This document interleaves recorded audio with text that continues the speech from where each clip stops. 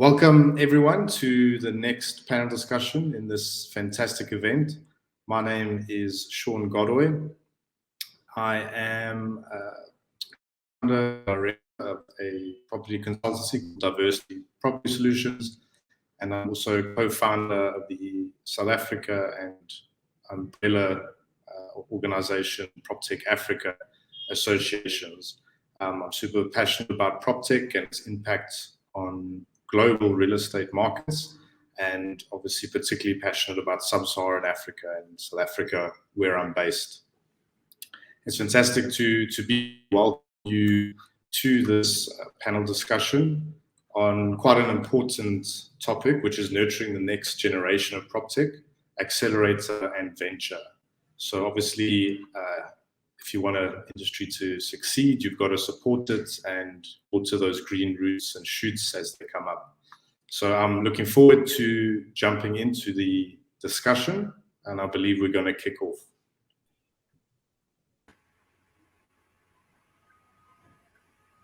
Welcome, everyone. Good to have you here. Thank you. Likewise. Thanks for having us.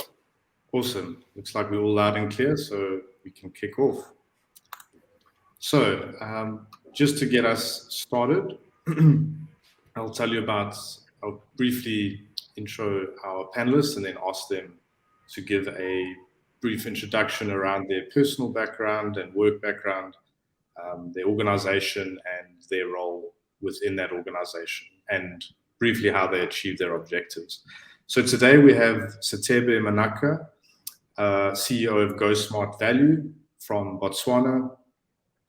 And then we have McAra, who is director at Reach Canada and Second Century Ventures, who is based in Canada. And then Jackson Feder, who is an investor at MetaProp based in America, which I believe is New York specifically. So Sethebe, if I could just ask you to give a brief introduction of yourself, your background, your organization, your role, and then what your organization actually does. Thank you so much, Sean. It's a pleasure to be here, part of this panel. So I run an automated property valuation platform, and that's what GoSmartValue is. So we do automated property valuation for both residential and hopefully soon all the other sectors, commercial, offices, retail, and hotels, and also provide trend analysis, sales trends, rental trends for decision making across the continent. I'm the founder and the CEO, and trying to build this young startup that's helping people make investment decisions in the continent. Fantastic. Thank you very much. Good to have you with us. Next, Jackson, if I could hand over to you. Yeah, sure. Hey, everyone, excited to be here. I'm Jackson. I am an investor with MetaProp. As Sean mentioned, MetaProp is a global investor, both at the early stages and later stages in Proptech, anything that resembles Proptech. We will spend a lot of time looking at things like single-family rental, single-family residential property technologies, commercial property technologies, construction technologies, anything that touches the built world, essentially. I started my career as an entrepreneur, founder of an edtech and fintech company, and then have been in venture for the last 5 or 6 years, most recently with a firm called Armory Square Ventures, where I spent about 3 years, and I joined MetaProp in November. Great stuff. Thanks, Jackson. Good to have you with us. And last, Mark, if you could give us a rundown. Morning, afternoon, evening, everybody. So I'm Mike McAra with Reach Canada and Second Century Ventures. So we are actually part of the strategic venture arm of the National Association of Realtors here over in the US. So for people that don't know, that's the entity that actually has the trademark Realtor. So there's 1.5 million members here in North America. And back in 2008, they stood up their strategic venture arm to invest in technology that would help empower the practitioner into the second century of success. Part of that venture arm, and we'll get into this, is an entity called Reach, where we actually work with earlier stage companies to help them scale and grow into the industry and really foster that relationship between the tech companies and the industry, and sort of get to play that that go-between, or that air traffic controller, if you will. On a personal side, I actually started my career as a geologist. So, for the engineers on the side, I actually was part of some of those engineering associations, which was really fun. Transitioned over into real estate post MBA, started my own Proptech company, and then saw how much fun that was just with one company. So I thought, why not help out a lot of different founders and jump over to the venture side? So I've been with Reach Canada since inception, where we started our Canadian entity. Probably the hardest time to do something right when COVID started. So we've been at it for about 2 years now. So yeah, really excited. And again, thanks to CanBIM or Building Transformation for having us on today. Really excited to have a chat. Awesome. Thanks very much, Mike. Great to see everyone's backgrounds. I think we've got a really good mix of experience, both personal and professional, which will, I think, really inform a great discussion. And Mark, interesting to hear you started under the ground and then became interested in what's above it. So that's all versions of real estate. Awesome. Just to kick us off, speaking to the topic and title of our discussion, just very quickly, perhaps in 30 seconds or so, I just wanted to ask, I think to Jackson, I'm going to put this one to you. What is a VC firm and an accelerator in simple terms, in your view? And what processes are used to achieve their objectives? So if I could just hand that over to you, please. Yeah, of course. My bread and butter, I guess. So yeah, a venture capital firm at its heart is essentially an organization that invests institutional individual capital or invests on behalf of institutional or individual capital into startups, right? Technology, early stage for in many cases, later stage technology startups. In a variety of fields. Our goal is essentially to be an asset manager of sorts, right? To pool capital and then invest on behalf of these folks into startups and to support those companies as they grow and hopefully exit over time. An accelerator, whether it's affiliated with a venture capital firm or not, is essentially a program that is designed to take, in most cases, an idea or product that may already exist in the market and be looking for a very specific way to get from, call it 1 to 2 or 0 to 1 in many cases, but is lacking a lot of the infrastructure to do so. And so they'll turn to an accelerator program, which will typically run for a specific period of time, offer very specific resources, call it access to customer prospects, obviously capital to some degree, and then pool those folks together to help them get to that very specific milestone. So at the end of the program, they can go on out into the world on their own with an investment and hopefully with some customers as well. Fantastic.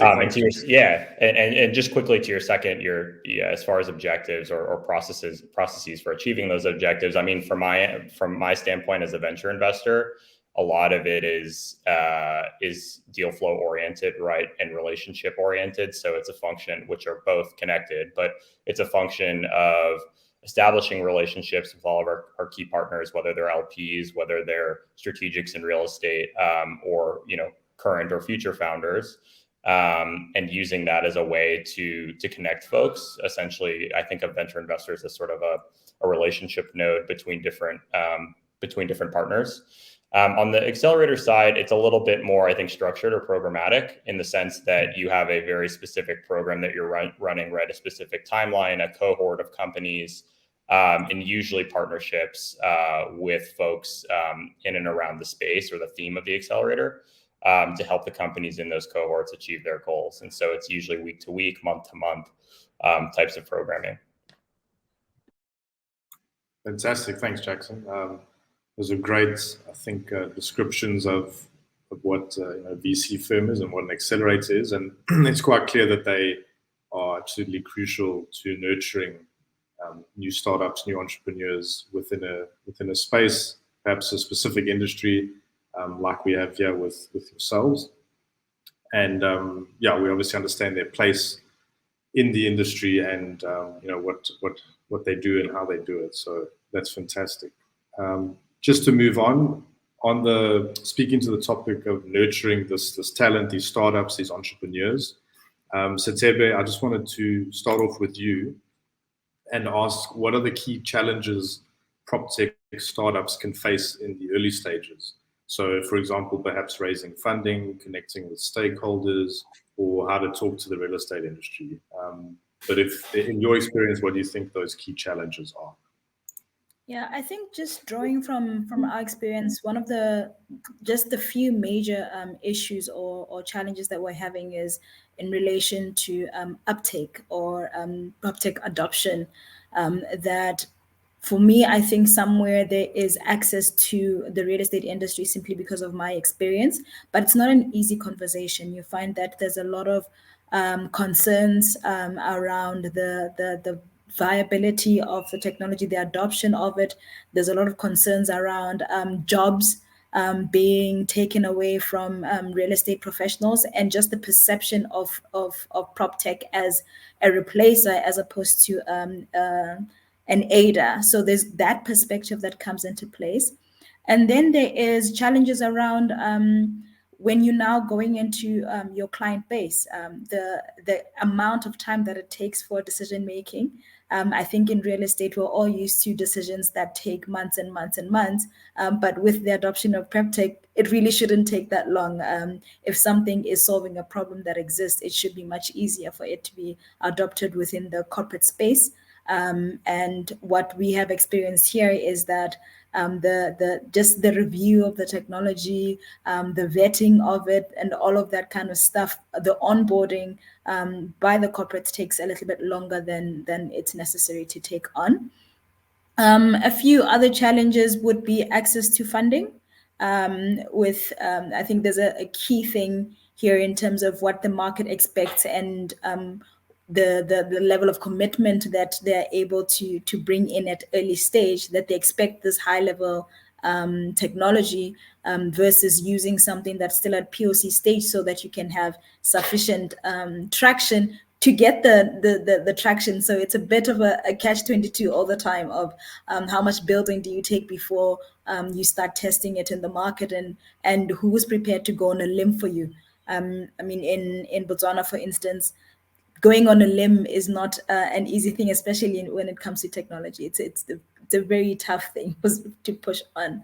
So I think the challenges are mostly similar to many other, but I think the hardest one for early stage startups in our region is adoption, and especially for the real estate sector. Fantastic. Thanks, Sethebe. You raised some really important points there. I think most of those challenges you described are relevant and present in other regions of the world. The big thing is, I think, that education around the industry and helping those stakeholders understand, not from a place of ignorance, but just from a place of understanding the processes and the products you're offering, because it's different what's been around, which is the same for tech in any industry. Things come along and it's different, and there's new ways of doing things. And those new ways might not always be suitable for what you're doing, but that education element is big, to make it a topic that's on the mind of these real estate stakeholders. And I think just one quick thing to mention is, in terms of maturity, as complex markets in sub-Saharan Africa, I think we're obviously behind. I think I would say the US is leading, then perhaps it's Europe close behind that, and Asia. I'm not so sure about South America, but we're in the stage where we're facing challenges that I think were definitely present, which Jackson can tell us, in, say, the US market. Not so sure, like 3 to 5 years ago, maybe longer. So it's really cool how we can share lessons between mature markets and complex markets like us that are dealing with obviously our own unique circumstances, but also that kind of lag. So just wanted to say that, because obviously we've got a nice global perspective here. So moving on from that, Mike, if you could share your insights further to Sethebe's on those key challenges at early stages for these PropTechs. Yeah, absolutely. I think the best way to view it, if we've got architects, engineers, building professionals, real estate practitioners on this, is to think of it from the founder's perspective of what you're trying to achieve. So you're trying to bring a solution to an entity or to somebody whose day-to-day is not implementing technology. It's building buildings, it's selling real estate. And so from a prop tech perspective, these are people that now have to come in and convince you that you need to take time away from your day and what you do day to day to consider what an alternative solution could be, and then think through what that pathway would be for adoption. So to put another way, you're really trying to change a bit of a behavior on the belief that the solution will be better. And so if you think about it from that perspective and you think of a large organization, there are so many different layers and so many different stakeholders that need to be bought in and engaged in that process. Now, the challenge with a lot of prop techs, especially earlier on, is that you don't have that credibility because you haven't been able to build out your case. And so what you're really looking for early on are those early adopters or those entities that are willing to pilot or build out some of that data that you can then take and move forward and say, hey, what we actually have does solve your problem. Here's how we did it with, entity X or entity Y, and this is why we think we can do it. But in addition to that, to make your life super, super easy, here's what we propose as a path forward that has worked with other people. And the absence of that clarity, even if you have the best solution in the world, if you're coming to most people on this call, and I would be the same, it's like my day is busy enough. I can't give you 5 minutes to think about how this is going to make things better because I have an inbox of thousands of emails and I've got my actual job to do. So the real big challenge is when you are strapped for capital, you're strapped for dev talent, you're strapped for your team, you still have to find the patience and the perseverance to navigate in through these entities. And so one of the big things that we really focus in on is, number one, understand your market with your solution. But number two, don't lead with, I need to get this from you. Lead with value, right? Lead with building that relationship. Think about all those different people that, may benefit from this long term and start having those conversations really, really early.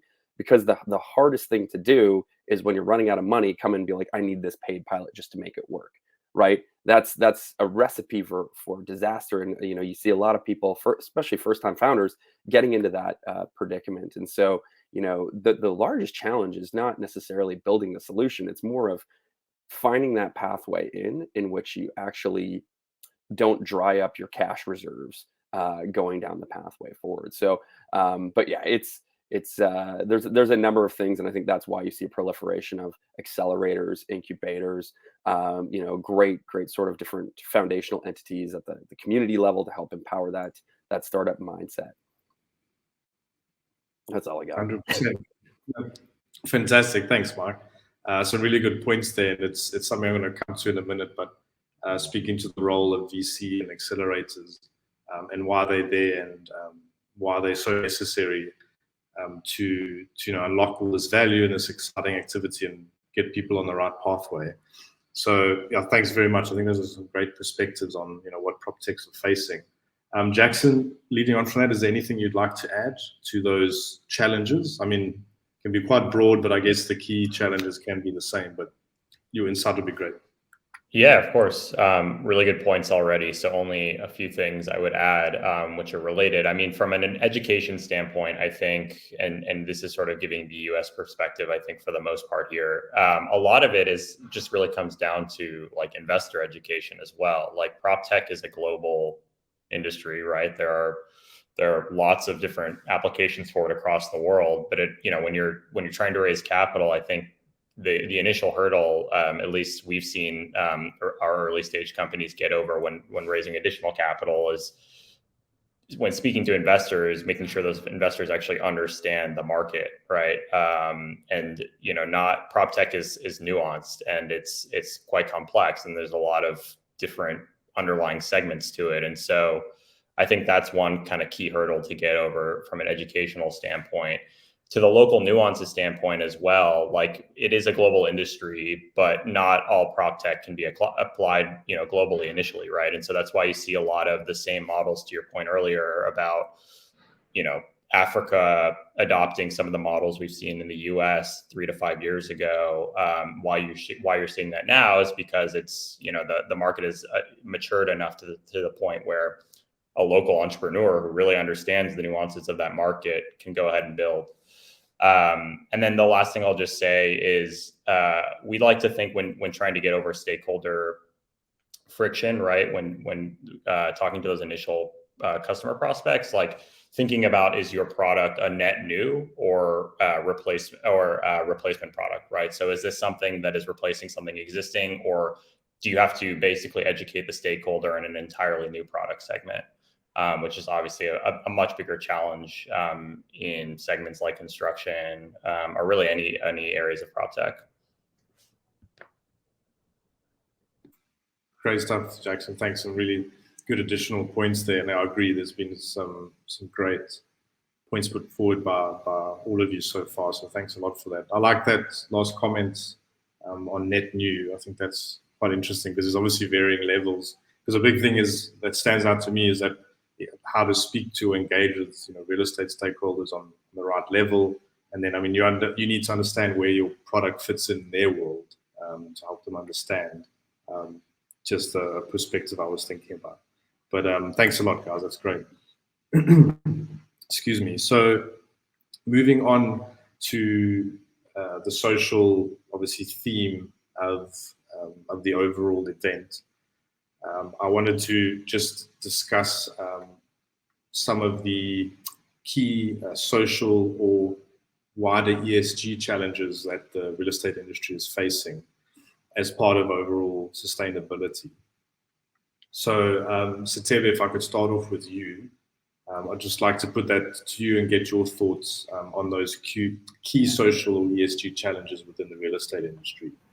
And an important point I just wanted to highlight was these challenges will probably be quite different between developed and complex markets. So just something to keep in mind. And, some could very much be the same, but the dynamics and structure of obviously a country and economy can make quite a big difference. But thanks, Sethebe, over to you. All right.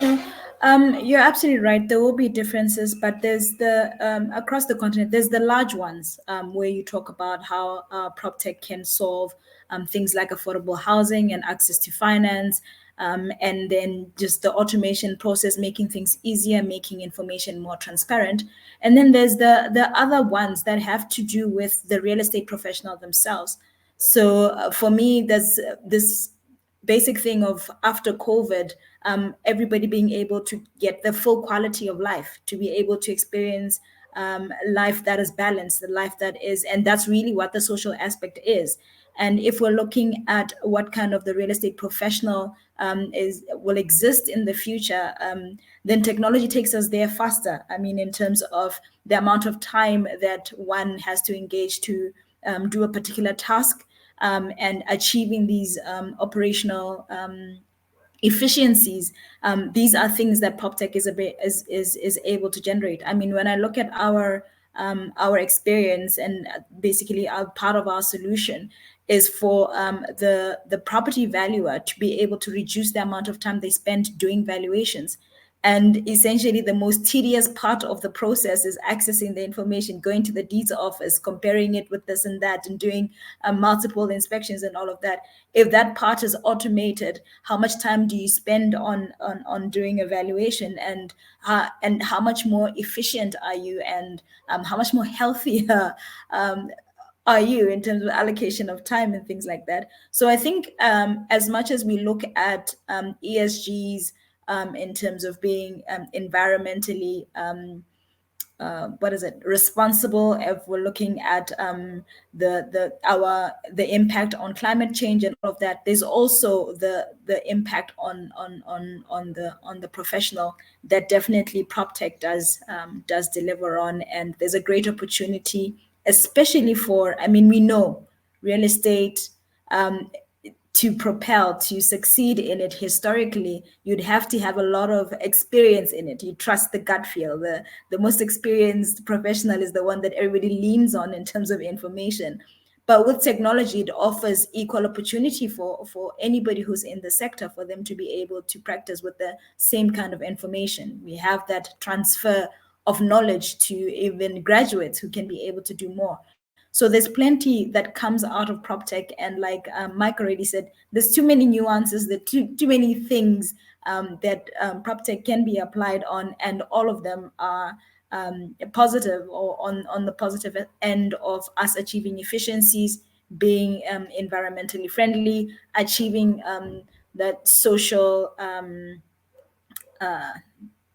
balance, and also meeting the governance part of it, where you've got these audit trails of the actions that are being done. So there's plenty of opportunity in that area, in terms of Proptech being able to achieve the ESGs and the social aspect of it. Awesome. Thank you, Sethebe. Great points. Obviously, highlighting real estate's social impact in wider society, housing being a key focus in most markets, whether that's affordable housing or someone's first home, or a graduate in New York being able to find a place to live so they can actually get a job and carry out their life. But also you mentioned I like that aspect of the professional, the real estate professional and stakeholders, and obviously the social aspect of their job and their personal impacts on them personally. And when Proptech can assist a lot in that context, which is really interesting. And then obviously transparency, data, a big challenge in complex markets, and good governance can probably help address that. But yeah, excellent points, thanks. Mark, let's move over to you. Are there any social challenges that stand out to you for the real estate industry, or wider ESG sustainability points? I think for us, this is something that we are most excited about. And, Sethebe makes some amazing points. And I think I'm going to build on it from the Canadian, but also the North American lens, as the way that we see it. So at Second Century Ventures, we actually have a stated initiative with Proptech to attempt to address affordable housing. And actually, a call to action is that anybody wants to be a part of this initiative is to sign up as part of that.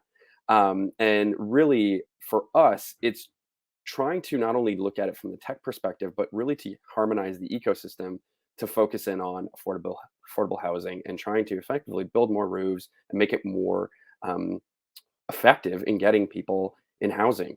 It's a massive problem in North America. And so we have a stated initiative. So it's very top of mind for everything that we're looking at, top to bottom throughout our organization. But that's just one thing. On the environmental side, one of the things that I get most excited about is the things that aren't directly obvious that there's an environmental impact. So, Sethebe makes some great point about the impact of, reducing the professionals' time to go to sites and those sort of things. What I love to see is how you can use data to make a bigger impact when you're doing developments and you're actually planning out the built world. So as an example, one company in our portfolio, Local Logic, they're using data insights to optimize what development and what buildings should either be retrofitted or developed in a lot of these regions. That's going to optimize for carbon footprint. It's going to optimize for societal impact on traffic, on migration patterns, and even to the impact of, the valuation of homes in the region. And so that's a really, really interesting one that long-term will have significant impact from an entire, I would say, spectrum of ESG. And then you've got other entities that are so clearly ESG focused. We've got another great company out of Israel called Watrix, where they do autonomous water leak detection, which is a significant problem when in a lot of markets. I mean, water conservation is massive everywhere. And so being able to have that implemented at the building level and using Proptech to not only, discover hidden leaks that are otherwise not viewable or visible, but also to conserve on a ongoing basis. So that's a very direct one. And then you've got on like the retrofit side with, home renovations for us, right? So in our world, we're looking predominantly at, again, the residential market. We do have a large commercial segment as well, but let's say just on the retrofitting side, we've got another company that they have gone out and sourced all sustainable building products. So for those homeowners that are looking to do renovations, or even, builders that are looking to build, our company, Build with Rise, they've gone out and they've sourced all the SKUs that are all sustainable. They're all environmentally friendly. And quite frankly, they don't get into their marketplace unless it fits their rigorous criteria. So again, you've got some sort of these, much broader long-term macro plays. You've got the more direct, obvious plays. And that the way that, we like to look at it is how can we really try to make an impact on all of these things as we're addressing it, recognizing that the solutions need to be very hyper-focused on the problem they're actually solving. So all that to say, it's top of mind with everything that we do across all 5 regions of where Reach operates. Awesome. Thanks, Mark.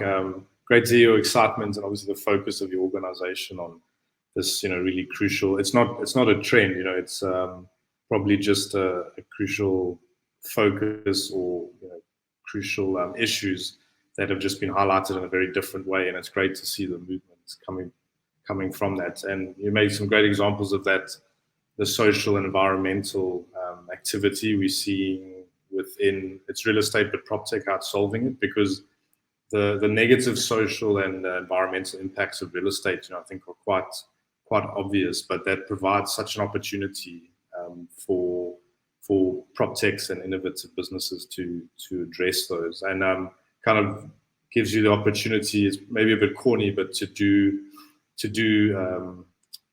good socially by doing, at the same time doing well financially. So something I like to say, but it's definitely possible to tick both boxes. Jackson, it'd be great to hear your insights here on those challenges in the real estate industry. Yeah, so I think for us, we're going a lot deeper on climate tech and ESG more broadly now. I mean, we've been looking at it for a long time, and I think the point really is that ESG and Proptech at this point are sort of ubiquitous, right? They're intertwined completely almost wherever you kind of look in the world, and in different parts of the world there are different problems and bigger problems and smaller problems. But in the US specifically, I think where I'm getting most excited is along those affordability lines, right? So if you think about obviously the current macro environment, which has changed dramatically in the last couple of months, but these sort of underlying trend lines have been there for a while. You have in the residential market, you have low inventory, high prices, high rental, high buying price or purchasing prices, but also rental prices.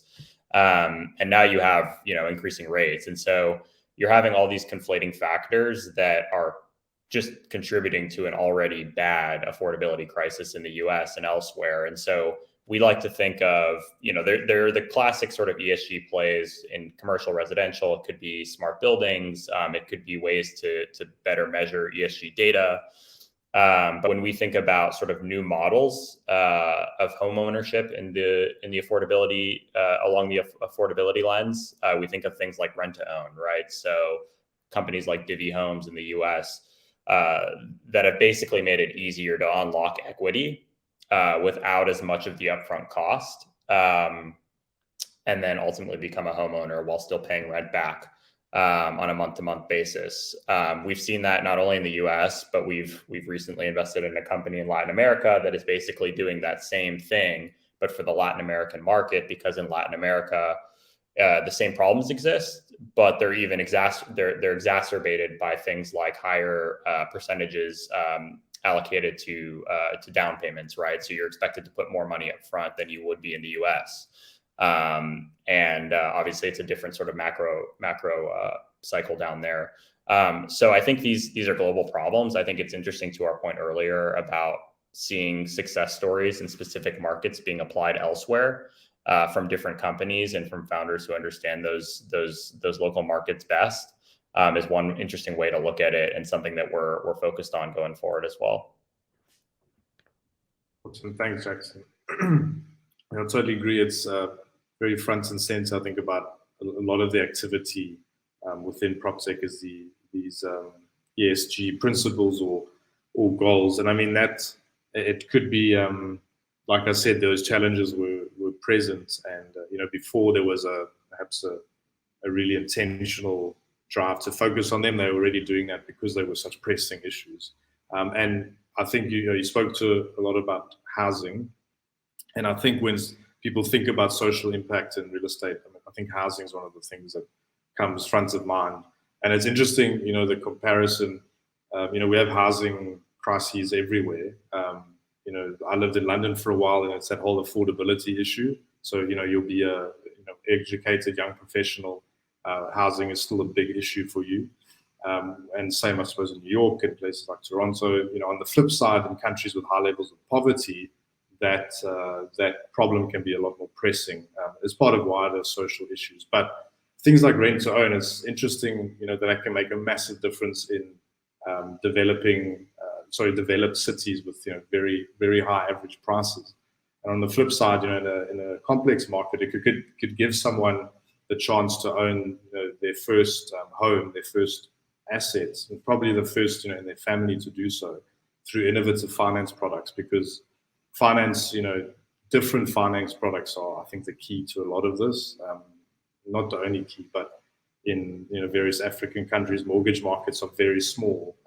Rental markets are very active for that reason. But you could just imagine the value unlock and the impact on people's lives if they could actually start to own this asset, which will be sort of the most influential asset in their lives in terms of wealth creation, etc. So I just wanted to highlight that. I think it's very exciting. I've seen some of what MetaProp's companies in your portfolio are doing in that space, and it's super exciting. Thanks so much. I think we've really highlighted some of those ESG principles there. Just moving on, excuse me, we did touch on this, but in terms of the partners within the ecosystem, still sticking with ESG, and we have touched on points here, but perhaps if you just wanted to highlight a few points of where VCs and accelerators, where they play a role in unlocking these ESG solutions, perhaps driving the conversation, and importantly, at the end of the day, they do need to make a profit. So perhaps key points on how the two can merge, if you can meet this agenda, which is the big question for corporates and private sector and governments all over the world. But for Proptech and real estate, VC accelerators, how do they enable it, and how do they enable it to meet their objectives? Sethebe, if you could start us off on that one, please. Thank you so much, Sean. I think partnerships are very, very important at this early stage. Like earlier, we said that real estate is very nuanced. There's different ways of doing things. I mean, if you're looking at solutions around mortgages, there's no way you can build a solution that works, that fits nicely into the workflow of a financial institution without engaging with them, without them being able to give you feedback in terms of how it can be applied in that. So you can't be able to build it singularly. Even when we talk about for us within the valuation space, we need the collaboration with the different companies that are operating in that space in order for us to build a solution that is much more sustainable, that can deliver in terms of what we want to achieve. So we need to understand that the collaboration with whatever partners, whether it's accelerators, whether it's corporates, the users, or whichever way, we can only get better with collaboration. We can only get better with feedback. We can only get better when we work together to build the solutions, when we work together. And to build that, I just don't mean the initial stage. I mean, just growing together and collectively and being able to build businesses that we can take to a global level. So it's absolutely essential to have accelerators that understand that. It's essential to have corporates that understand that so that we can grow.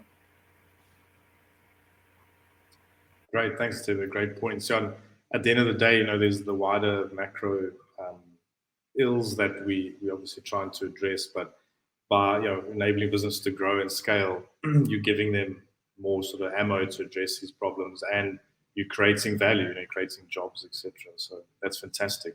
Mike, your brief comments on that?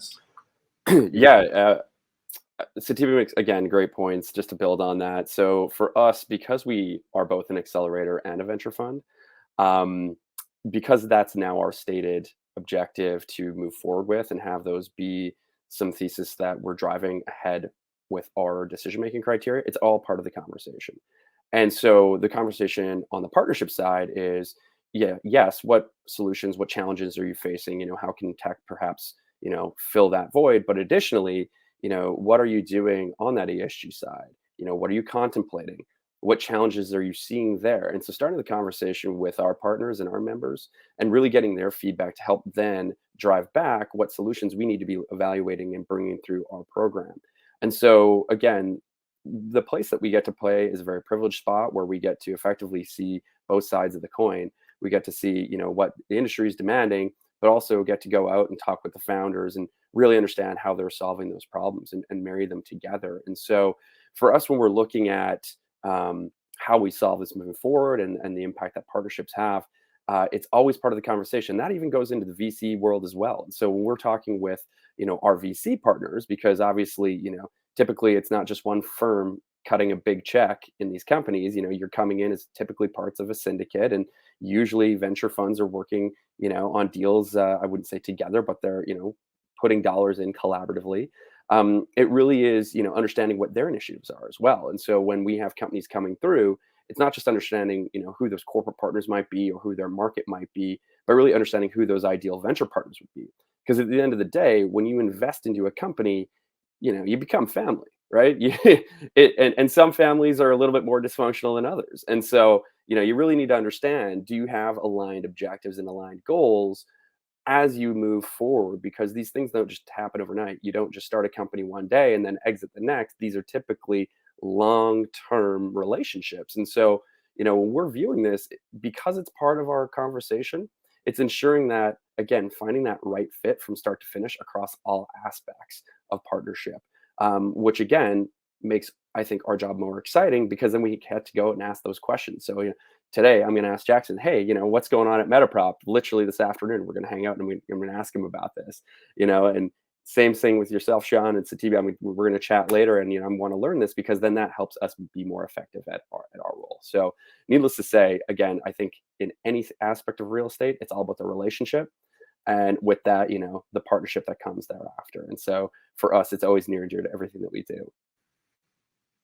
Awesome. Thanks, Mike. A really important point there. Real estate has always been about that real personal connection and the bedrock of the relationship, which is something like Sethebe, you said, as with tech entering any industry, people are worried, concerned about their jobs, how the market will change, will it make some things less relevant? But that personal, touch factor, I don't think will ever change. And but it grows, like you said, relationships, whether it's investors, your clients, your tenants. It's just such an important element. So thanks, Mark, for highlighting that. Jackson, I see. I'm not sure if you just turned off your video or if you're still with us. We might have. I think he's having a technical issue, which is fine. So if he jumps, there he is. You think I'm in an office? It'd be quite good, the Wi-Fi, but I guess not. Fine. Sorry about that. That's on our shows. That's funny. In the deepest, darkest Africa, internet seems to be okay. I like that the issue. I feel sorry for you, but I like that the issue is your side, because we busy dealing with rolling electricity, load shedding, etc. So anyway, we all have our struggles. But Jackson, it would be great to have your input there. Yeah, I would just quickly add, the perspective is similar to Mike's in that we're both a venture fund and an accelerator, which I think is a fortunate position to be in when it comes to marrying these two interests, because you knock one out, right, and it's sort of automatically applicable to both the fund itself and the accelerator. And from our perspective, I think the biggest thing is just aligning our interests from an ESG perspective with that of our LPs, our limited partners, right? Because a lot of those limited partners, whether a formal or informal relationship, are the strategics that we go to for our portfolio companies because they're prospective customers, or they have some perspective on a particular segment of Proptech that would be beneficial to companies in our portfolio.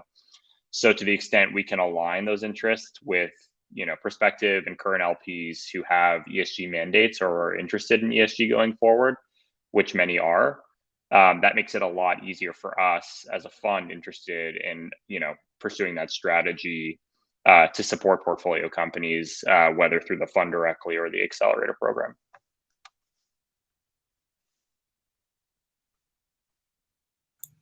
Sorry. There we go. Awesome. Thanks, Jackson.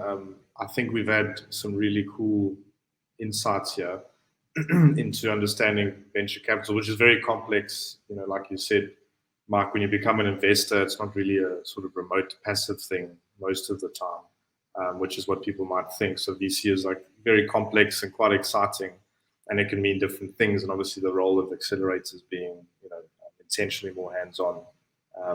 And then within this world of ESG, all these partnerships are making the magic happen. I think it's really cool. But overall, it's been a really cool conversation, and I think it's just really exciting. There's difficult challenges in terms of ESG, but Proptech, it's for a number of years, it's been building momentum and evolving, and it's already been solving these issues, and now it's just in a position to do it even more, which is what I see, which is so exciting, and the work you're all doing is really driving that. We've got a few minutes left, so to end off, I'm just going to ask you each briefly to I'm not sure, share some magic dust with Proptech and your kind of 3 pieces of main advice at the moment in the current environment. Like, what would you say to a Proptech just in general? How do you make the magic happen? So, Sethebe, if you could take us forward. With this particular one, I didn't want to be first. I think I think the critical thing at this point, at this stage of Proptech, is I'm not going to go the 3 things, but the critical thing that we must all understand is we're still right at the very beginning. And if we're right at the very beginning, we all have a responsibility to teach with the education. We all have a responsibility to do the most in terms of ensuring that there is that responsible technology that we build, such that we're able to build the communities, and the advent of the ESG conversation is very, very important. To make sure that as we go forward, we are responsible in how we execute our solutions, our partnerships, and what the VCs choose to fund. Awesome, great points. I like that. Very early on in the journey, and we can all give back. As real estate Proptech stakeholders, there's various ways to give back. So that's awesome. Jackson, your can be 3 points or thereabouts. Sure. I think I've got 3. I don't know that they're game-changing by any means, but I think they are important given the discussion. I would say know your audience for sure, right? Who you're selling to, and as a founder, you're selling to many different people, an investor, a customer, prospective employees, right? Like, that's really important, especially going back to that education piece of a lot of folks really not understanding the nuances of Proptech. So I think that's really important. The other is, anyone will tell you this, but look for value add investors, right? Especially when you're dealing with a space that has all of these nuances and complexities. You want folks who understand it around the cap table, right? You don't just want money for money's sake. So really look for that and ask hard questions of your investors. And then the third, I would say, in this environment especially, and really always, is preserve cash, right? Make sure you're raising enough money if you're in the fortunate position to do so, and limiting your runway to the point where you can actually sort of survive if you need to for 12 to 16 months, right, through tougher times, let's say. I think that's really important in this market, and I think it's really important specifically for Proptech companies as well. Awesome, thanks, Jackson. Mark, if you want to sprinkle your magic dust to end us off. Yeah, I don't know if I have any magic dust left. Going first, you get the low hanging fruit, and now I gotta pick up the remainder here. But I'll try to do my best. So again, Sethebe and Jackson have knocked it out of the park here. So I think just to build on it, the first piece of advice that I always have is to make sure that you are actually solving a real problem. And I'm going to flip this one on its head to the audience. If you have a real hair on fire problem, there's possibly some tech that could solve it. So the problem that I would share on the advice for the Proptech is make sure you're solving a real problem. For the audience, if you got a problem to solve, be open-minded about there might be a solution. The second one is make sure you care about that problem, because what you're about to embark on as a founder is a journey, and typically these journeys are not short. And so if you aren't passionate, dreaming about this future that you're about to create, you really, really, really need to think twice about getting into it, because you are going to bring on people's going into people's lives with hiring. You are going to bring technology into organizations that depend on it. And if you're not passionate about that from the outset, you really need to think hardly about where you want to go with that. And then third piece of advice, because all the other ones are taken, because you've got some great panelists here, would be to be very thoughtful of the conversations you're having from the outset. Who can you bring value to? Who are those people you should be talking to? And to have those conversations from the outset. And to not, I think just the next day, think 10 years down the road and start having those conversations, go to those conferences, go meet those people and start reaching out. Because at the end of the day, again, I'm going to come back to this. This is a relationship industry across all facets. And especially if you're an outsider from a tech perspective, you need those relationships immediately. And then conversely, again, a bit of a challenge to the audience here is I would encourage all of you to go and build relationships with the tech founders. You know, the real people, they're social, and they are trying to solve some real problems that I think can be really beneficial to a lot of the organizations out there. And so again, maybe this is just my perspective, but I think that this ecosystem gets better the more that we can sort of harmonize and come together and talk. So to me, it's, you know, really giving those opportunities for collisions, just like this platform and these conferences. So that's that. I would say those are the top three. Awesome, thanks, Mark. Really great additions to what is a whole bunch of great stuff. And our side, it's those key commercial fundamentals that are, you know, business 101, but also current trends that are obviously impacting. So you've really got to not lose focus of one or the other, I think. But you guys have all said it really, really well. Okay, we're out of time, but Mark, there's a question for you, and if you could do it super briefly, if that's okay, from Mod. In regard to investing in new tech, is your approach more concentrated on management of the initiatives, or is it more on the strategy of marketing those initiatives? So is it management or marketing? Yeah, great question. Like all great questions, the answer is it depends. For us, we really look at what problem's being solved first and foremost. And so understanding what the problem is and then really understanding if the solution can actually fulfill that problem, I think is first and foremost. Typically that's more focused on, you know, the management, the execution, you know, where that is, have they done their discovery process. Marketing, in my opinion, if you don't have a problem to solve, marketing, all the dollars in the world aren't going to solve it. It really does come back to that fundamental, do you have problem solution fit? And then furthermore, can you find product market fit? And then from that, again, as a VC, they're then looking, can I, you know, put in $1 to get 5, or, you know, £1 to get 5 outright? And that's more that marketing side. So I would say it more errs on the former than the later. Awesome. Thanks so much. With that, we've come to the end of our discussion. Thank you so much, Mark, Jackson, and Sethebe. It's been super valuable, and I've enjoyed it. I hope everyone watching has. A big thank you to Building Transformations and Jerry and Kirk for having us and for the fantastic job in planning. And it's been awesome to have this representation from the US, Canada, Botswana, and South Africa. So let's hope there's much more collaboration. And we at Proptech Africa are very much open to that. So thanks, everyone, and enjoy the rest of the day. Thanks, everybody. Great work, Thank you. Sean. Take care.